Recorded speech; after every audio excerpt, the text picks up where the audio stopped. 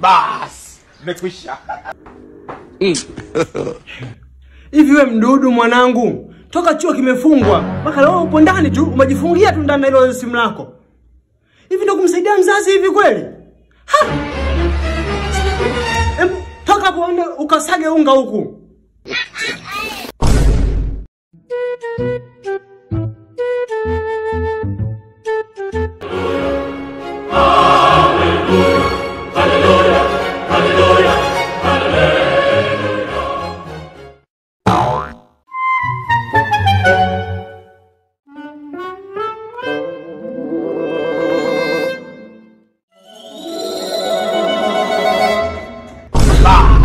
Yaani mwanangu akatoa machizi wewe namba 1.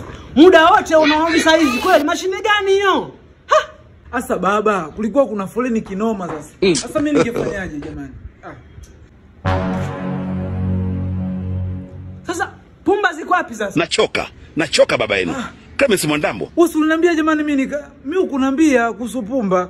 Yaani jalali alwa taala subhana. Ndio uko chuo mwaka wa 2 kweli? Unachuo wewe? Kama si Mwandambo. Pumba. Nachoka. Sasa kumwachia nani kule mashineni? Wewe una akili timamu kweli wewe? Eti na niko chuo, hata eti niko chuo. Yaani mwiza hizi ipoje?